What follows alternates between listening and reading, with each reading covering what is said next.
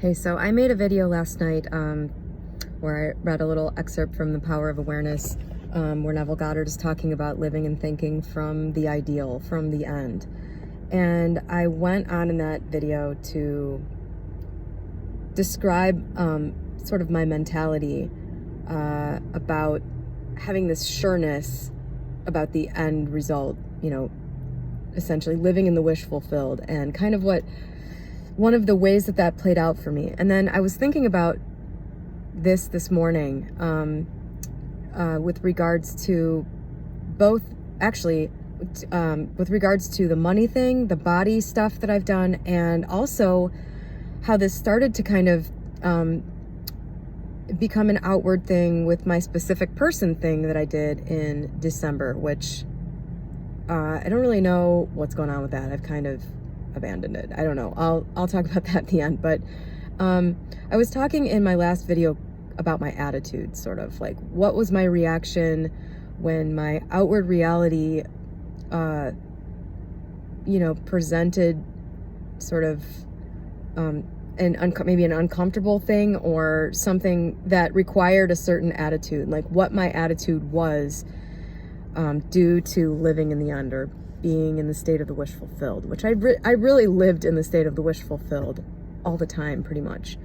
But here's another way that translated into actual outer things. All the way back to when I was maybe 26 or 27, which was before I really started putting my focus and my intention and my attention on building wealth. I remember an incident where I was at Jewel, which is a grocery store, and I love flowers, and I had just basically gone bankrupt a few years before. In fact, I think I had just had my bankruptcy discharged. And so prior to that, I had just kind of spent and spent and spent, thinking I'll figure out how to pay for this later, fully intending to, fully believing that I would be able to do that. But I didn't have the awareness or the discipline or whatever I needed for that to actually be a reality at that time. And so I went bankrupt. I was just being an idiot with spending. Basically, there's no good excuse for any of the stuff I bought or anything back then. And so I had just had this bankruptcy discharged. I was maybe 26. And I was at the store, and I had stopped frivolous spending because I didn't have any way to do it. I didn't have money and I didn't have credit. So from outer circumstances, I was sort of forced to stop doing this mindless spending. And I was at the store and I saw a bunch of sunflowers, and I picked them up and I put them in my shopping basket. And I'm walking away and I thought, no, this is an unnecessary expense. This is I'm frivolously spending again. I have to stop this. And in that moment, I thought, this was after I had read The Science of Getting Rich. I thought, no, that's not the approach I want to take to this. This is a bunch of flowers that costs $5.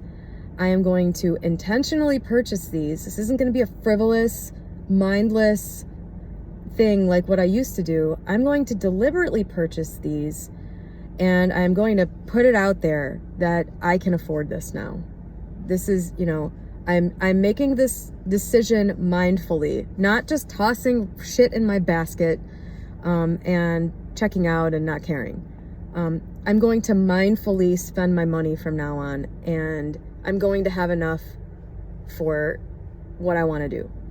Starting now, I put this thing out there. It was a very strong moment. Obviously, I remember it 15 years later. And so that was an intentional action that I took with the conviction, the certainty that, I can afford this now. And as the money thing wore on, I didn't really get serious about putting my focus and intention. My thoughts were scattered all over the place. I was way more focused on my romantic life and my body and, wanting to go out and stuff and party in my 20s. I didn't focus my intention on I didn't become a grown-up essentially until I was 30. And so when I hit 30 and my mind shifted into this, more focused, grown up, mature state. It was more things like that. Spending that $5 on those flowers was probably a pretty irresponsible financial decision at 26 when I was like living at my mom's and didn't, struggling to like make my business that I had at the time work. And that was probably not a responsible way to spend $5 at that point, which was probably like 4% of my net worth or something. But later on, I took the same approach. So, like, for example, my ex and I lived together, and we're working on our business ventures and stuff together for a few years. And, when we first moved in together, we had nothing. And he's an Eastern European immigrant. And I don't know if it's just his family or his clan or whatever, but they have a way they do things. Like, to celebrate a birthday, what they do is, it's not like somebody has a party and then, other people provide things for like the birthday person. It's not like your friends take you out to dinner and they pay for you. What they do is, everybody like in the inner circle gets together and has a huge dinner somewhere, and the birthday person pays for everybody. And then,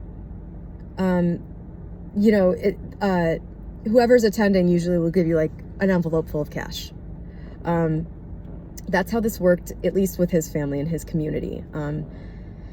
And so, kind of embarrassingly for me at 30 and for him at 34, when we first moved in together, like, we couldn't afford to do that. So like for his birthday, his parents would pay or something. And, of course, I don't know. It was just kind of known that we were broke. It was embarrassing. And so we couldn't do that. So needless to say, both of us were eager to get to the point where like we could afford to just pay and like not be embarrassed.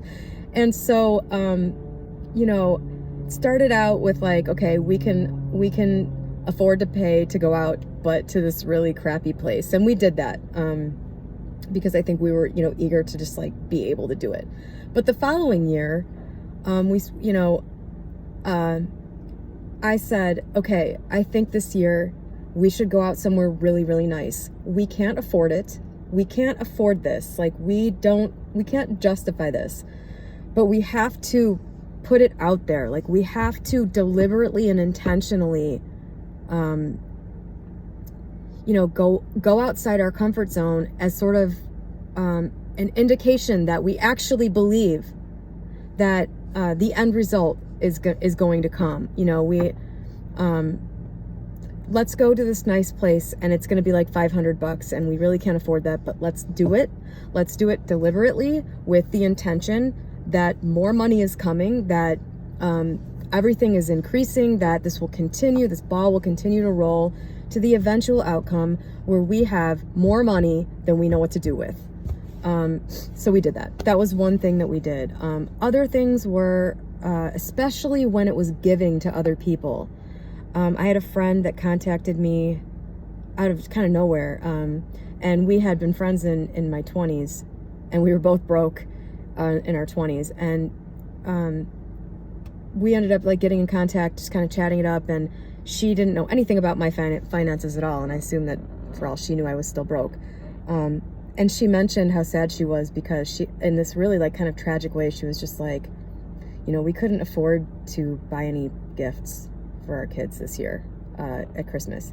She's just like, I don't know what we're going to do. Like, this was maybe like December 20th or something. She was just like, I can't believe how bad things are this year. We've never not been able to do that. And I just said, oh my God, send me your kids' Amazon wish list. And I bought everything on it. It was like maybe $300. And I really,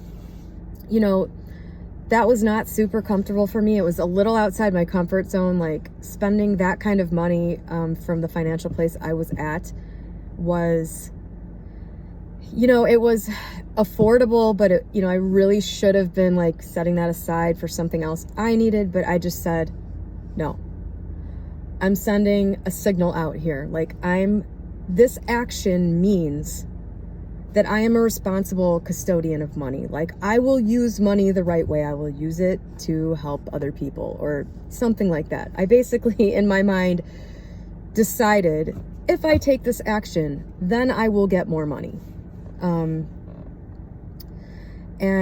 So I did that.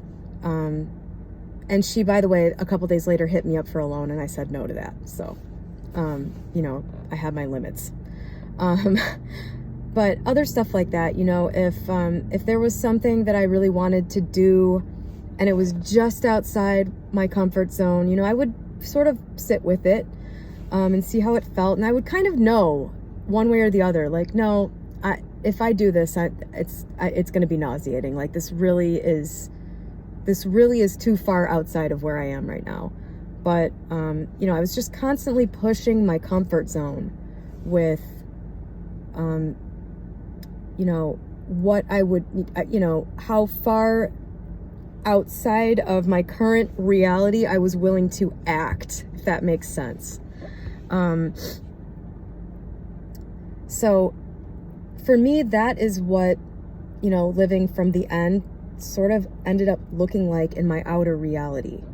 If I got the feeling thinking about something, I really can't do this. Like, this falls into the category of no, don't buy that. Like, that is just, I'm not there yet, then I would just be like, cool, I don't care. That doesn't upset me because I know soon I'm going to be able to do that.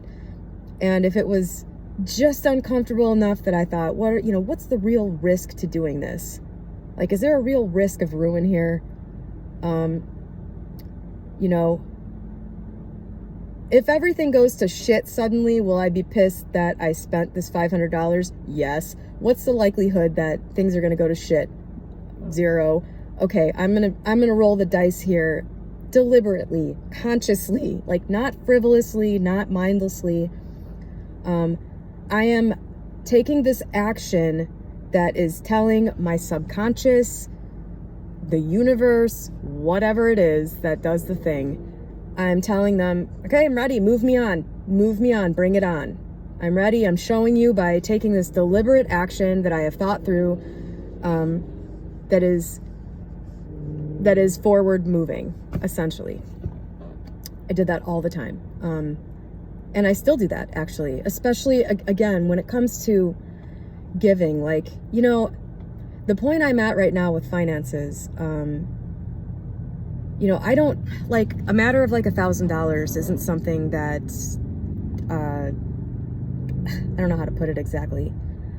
$1,000 to me now is what $10 was to me when I was broke. It's not an amount of money that has any sort of real impact on my life. And so, like, that's an amount of money where,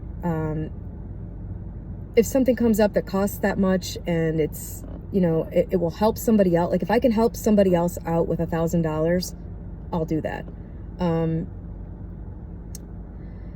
Another thing, I think the biggest thing I did that was outside my comfort zone, was my brother and I bought my dad a 1975 Corvette Stingray for his 70th birthday. That was 5 years ago. And so my half of that was $10,000. And that was a little bit outside my comfort zone. But again, I just said to myself, this is something that is going to blow Dad's mind. It's going to, this is going to be an event in his life that he will literally never forget, ever. I want to do this. I feel like this amount of money, being able to do this for a parent, is something that I want in my portfolio. Like, I want this in my financial creation portfolio. Doing this will move me forward. It will increase my subconscious's understanding that this is just the kind of thing I can do now. And, I had to think about it and everything, but it was pretty much of a no-brainer. And 5 years ago, it took, my brother and I had to get a loan for the car at first, and then, like, get it paid off as quickly as we could so we could give it to him, because, like, we couldn't give it to him with, couldn't give it to him with a car loan on it. So it took, like, 3 or 4 months for me to pay off my half of that. And, I don't know, like some of this stuff I think is in reality, living in the end means taking the plunge in a certain way. Quickly, like those are my big money things. I'm sure there are a million other things, but I wanted to talk about with my body because this was a little, my body was kind of just like, I don't know, I was going to get there and I knew it. Once I started down the path and I had the right identity with the end state, it just started happening pretty rapidly. But a couple things that I did, one was that I realized a lot of this is just purchasing stuff. So if you have money, like I don't know. When I was going through the body stuff, I purchased, if I saw clothing that I liked, I bought it in the size that, I thought was reasonable for me or whatever. And honestly, I didn't end up wearing almost any of the stuff I bought, but buying clothes in a small size, for me was living and thinking from the end. I knew I was going to get there 100%. I'm going to be able to wear these jeans, and I bought jeans in a size 2. And when I got to a size 2 and I put them on, they were like really ugly. They weren't something that I would wear. And so I donated them. But, that action of buying them was saying that, this is going to happen, subconscious mind. This is happening, universe. Look what I'm doing. I'm buying this pair of jeans so that I can have them in the eventuality that I actually get to this size, which I'm going to. That for me was another example of living in the end. And another thing I did while I was when I was about a third of the way between 190 and 120, I actually made a dating profile on OkCupid, and I wrote it from the perspective of me at 120. I went on there and I just thought, I'm going to be here. What am I going to say? What do I want? Like, what are the things I like to do now that this weight issue is resolved? What's the kind of relationship that I want from the perspective of me at, my ideal weight? So I did that, and I didn't put any pictures on it, and I didn't make it, my idea was not for anybody to actually contact me through it. People ended up I actually met somebody through it a few months later. But anyway, so those are things that I did, and, eventually got to my goal weight. Finally, because this is getting really long, in December when I did my specific person stuff, which was, I kind of stumbled on Neville through trying to heal some emotional pain. I had no intention of trying to manifest back the person that I was having pain over. But at the time, because my emotions were about him, so were my imaginal acts, essentially, kind of accidentally. I will link to my video about that, how I kind of accidentally started manifesting him. But after I did these imaginal scenes with him, and got to the point where I didn't want to do it anymore because it just felt so real to me, like it was such a done deal.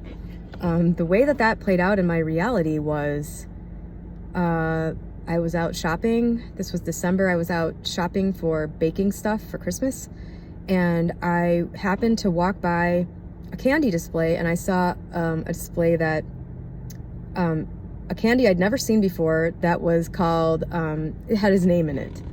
And so I thought, oh my God, I have to get this for him. I just have to get this for him. And I just bought it. We're not even in contact at the time. I didn't think he was my boyfriend. Like, it was just such a done deal in my mind that I was like, I got to get this for him for when we get back together. Like, I got to get this for him. I bought it, didn't think another thing of it, put it in my pantry. And I, maybe a few days later, weeks later, I was like shopping at Nordstrom Rack, and when we were together, I had bought him a whole bunch of shirts that he really liked, and I just thought, well, I should check his size in the men's section and just see if there's any like really cool shirts that he would like. And I did that. You know what I mean? It was just outwardly my conviction that this thing was done led outwardly to these actions just naturally occurring. Unfortunately, since my mind is a weed garden, or was a weed garden in this area, when I ended up talking to him a couple months later, I got really irritated with him. I got really irritated with, immediately I remembered why I had broken up with him, like just from the way he is about certain things. And so I just kind of like got disgusted and got turned off to the whole specific person manifestation thing. And immediately, literally within a few days, this stuff started going down with Steve in my life. And so that specific person thing is kind of on permanent hiatus. And I'm not really sure if what I did mentally back in December is going to produce him at some point still. I'm new to this area. And I never took a hiatus in any of these other areas. I guess maybe if I go back to it, I don't know. But the thing is that, you know, I'm really not sure that he's the right person for me. So I don't know that I want to like spend a lot of my currency on him. I don't know. The jury's out on that. That was sort of an accidental thing that I did, but it had a very natural outward effect, which was, oh, like, I got to get that for him. I need to check this for him. Even though I knew very well that we weren't together, it was just like, it was implanted in my mind that we were definitely going to be again. So of course I'm going to buy this thing with his name on it. Of course I'm going to do what I do for my boyfriend, because like, it's a foregone conclusion. I don't know. We'll see how that pans out. There have been some interesting things that have happened recently. By the way, this is the longest video I've ever made, but I have to just mention, during lockdown, when I was already kind of into the thing with Steve, and had sort of completely let go of this original specific person, the specific person texted me. I didn't manifest it. He just texted me out of nowhere and said, which surprised me, and said, hey, how are you doing with this lockdown stuff? Like, what's going on? How's your family? What are you guys all doing? And I had cleaned out my pantry because Steve brought his like entire kitchen with him. Like, there was so much food in my kitchen the day that he moved in. I spent the entire night cleaning everything out, and organizing everything. And while I was doing this, I came across this box of candy with my specific person's name on it that I had bought after planting the seed that I just talked about, right? And I thought, well, screw it. That thing's dead. I'm done with that. I'm going to eat this candy because it's lockdown. It's Corona. I'm just going to eat this whole box of candy because I want to. And I cracked it open and I was like, what the hell is this? It was really weird candy, and I ate it. It was delicious. I couldn't believe it. And so I responded to his text and said, hey, I saw this at Christmas and I bought it for you. But desperate times call for desperate measures. And so I took a picture of the box where I had eaten half of it. And his response was, oh my God, did I tell you about that candy? My dad used to get a box of that candy for me every Christmas. His friend is actually the owner of the company that makes this candy. So I don't know. That was another little weird thing that happened. I don't know. I just thought I would mention that. Somebody, I'm sure, will come up with what that meant. I don't know. I think there's a deeper meaning to that. I thought it was really weird that he knew what it was and that his dad bought it. I don't know. I have never seen this candy before in my life. Anyway, thank you for watching my longest video ever if you've made this, and I hope this gave you some real world examples of what living in the end actually looks like.